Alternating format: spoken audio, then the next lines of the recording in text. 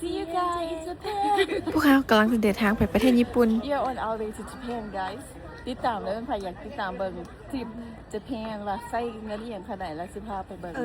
อันนี้ได้เลยอันนี้ yes yes อันนี้มันมื้อเดินทางเนาะเฮานะแพ็คเครื่องมื้อเดินทางยังบ่แล้วจักเทื่อจนว่าเกือบตกเงิน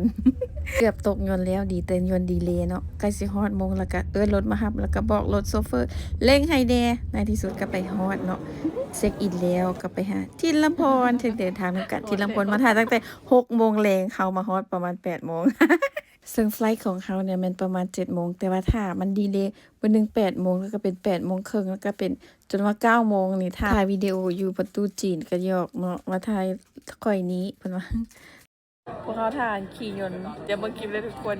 คลิปตอนนี้มาถ่ายให้เบิ่งเนาะผู้บ่าวทั้งหลังรอนะทุกคนนะโอ้ยผู้บ่าวมีแฟนหรือยังผู้บ่าวนั่งท่าจนว่าฮอดประมาณเกือบ40โมงจึงค่อยได้บอร์ดดิ้งใครจะมีเวลาต่อยนต์หลายชั่วโมงก็เลย บ่มีปัญหาในการต่อยนต์ซึ่งไฟล์แมนเฮาซื้อจากลาวค่ะไปเปลี่ยนยนต์อยู่ฮานอยค่ะกับเปลี่ยนยนต์อยู่จีนซึ่งไปกลับรวมทั้งหมด$530ไปกินข้าวก่อนทุกคนเดินทางต่อ Christmas season มาฮอดฮานอยแล้วใกล้สิฮอดโมงบินแต่ว่าอีกประมาณ20นาทีพวกเราก็เลยไปกินข้าวอยู่ลาวก่อนเฮามีบัตร Member Priority Pass ซึ่งได้ฟรีโดยการแถมการนำใช้บัตรเครดิตของอเมริกาและได้บัตรตัวนี้มาสามารถใช้ฟรีอยู่สนามบินทั่วโลกเขาก็เลยมากินฟรีก่อนมีเวลา10-20นาทีก็พากันมาเล็งกินเนาะเบิ่งอาหารมีแต่อ่านเป็นเทปกินคนละ2จานอาหารทุกอย่างฟรีและมีแอลกอฮอล์เสิร์ฟน้ำคือพวกค็อกเทลและอันนี้แม่นเฟอพวกเขาบ่มีเวลาหลายก็มีแต่กินเฟอกินข้าวแล้ว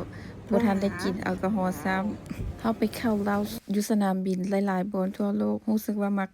เราอยู่ประเทศเวียดนามหลายที่สุดเพราะว่าอาหารถึกปากก่อนหมู่เวลามาแต่ละเทื่อนี่อาหารก็เจ้าสิเปลี่ยนหลายอย่างมีเวลา10นาทีเฝ้ากินเฝ้าหนี นี่เนาะใช้เวลากินอย่างไวเรียบร้อยเตรียมขึ้นเงิน มีเวลาแต่18นาทีเนาะ กินแล้วเราก็ไป We are going to Japan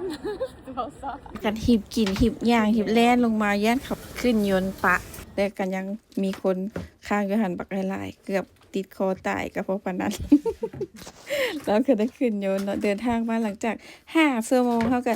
บินมาฮอดนาริตะ Airport ประเทศญี่ปุ่นละทุกคนนี่ Welcome to Japan โอคารินาไซ